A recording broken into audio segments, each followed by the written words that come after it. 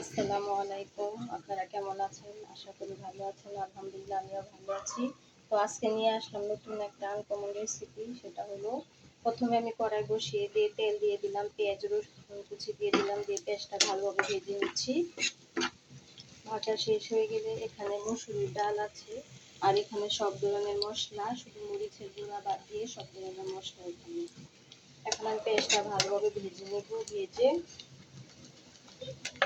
যে মশলাটা রেখেছিলাম এখানে, হলুদের গুঁড়া, ধনের গুঁড়া, জিরার গুঁড়া, তারপর আপনার মাংসর একটু মশলা, মুরগির রেডিমেড যে মশলাটা পরিমাণ মতো দিবেন, আর সাথে আছে কাঁচামরিচ কুচি।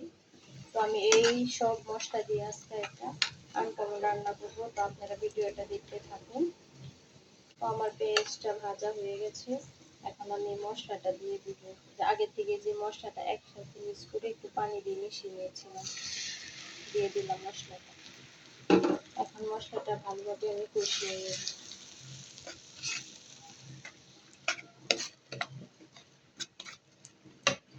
তো আমার মশলাটা কষানো হয়ে গেল। এখন আমি এটার মধ্যে দিয়ে দিব 5-6টা কাঁচামরিচ কাটা, তারপর দিয়ে দিব ডালগুলো রেখেছিলাম আগে থেকে ধুয়ে, এই ডালগুলো দিয়ে দিলাম। এখন আমি এটা ভালোভাবে নাড়াচাড়া করবো। তো আমার ডালটা ভাজা হচ্ছে। আপনারা তো অনেকেই ঘরে অনেক রকম করে ডাল রান্না করেছেন, তো আপনারা এভাবে রান্না করে খেয়ে দেখবেন, ডালটা খুবই ভালো লাগবে। আপনার মাছ মাংস এই ডালটা এভাবে রান্না করে খেলে খুবই মজাদার। তো আমি এই ডালটা ভালো করে ভেজে নিব। আমি এই ডালে এত পানি দিব না, অল্প একটু পানি দিয়ে শুধু জাস্ট ডালটা শুধু একটু সিদ্ধ করবো, কিন্তু ডালটা খুবই জড়জড়াই থাকবে। তো আপনারা ভিডিওটা দেখতে থাকুন। আমার ডালটা অল্প তাপে ভেজে নেব। তো ডালটা আমার ভাজা হচ্ছে। আর এই ডালে আপনি ম্যাগি যে মশলাটা, এটা অল্প একটু দিয়ে দিবেন, তাহলে ডালের স্বাদ খুবই ভালো হবে। তো আমি এখন অল্প একটু পানি অ্যাড করবো। অল্প একটু পানি, এতটুকু পানি দিয়ে আমি ডালটা সিদ্ধ করবো। চুলাতে একদম অল্প করে দিতে হবে, যাতে ডালটা সুন্দরভাবে সিদ্ধ হয়। এই যে আমার ডালটা একদম ঝরঝরা। এই দেখেন, একটা চেপে হাত দিয়ে দেখেন, ডালটা একদম সিদ্ধ হয়ে গেছে,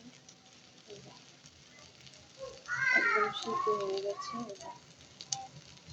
তো এভাবে আপনারা বাসায় করে খেয়ে দেখবেন। তো আমার এই যে ডাল রান্না করা শেষ, একদম ঝরঝরে হয়েছে। এই ডালটা আপনারা পাউরুটির সাথেও খেতে পারেন, খুবই ভালো লাগবে।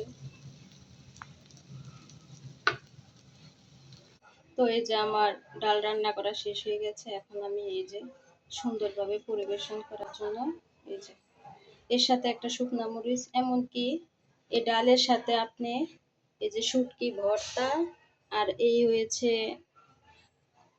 এটা হচ্ছে শুটকি ভর্তা, এটা হচ্ছে ধনেপাতা, আর হচ্ছে বেগুন ভর্তা। তো এগুলোর সাথে আপনি গরম ভাত দিয়ে খেলে খুবই একটা মজা পাবেন, খুবই সুস্বাদু একটা খাবার। তো আমার ভিডিওটা যদি ভালো লাগে, তো অবশ্যই আপনার একটা লাইক, কমেন্ট, শেয়ার, সাবস্ক্রাইব করবেন। আর আমার ভিডিওটা কেমন লেগেছে আপনারা কমেন্ট করে জানাবেন। তো ভালো থাকবেন। আল্লাহ হাফেজ।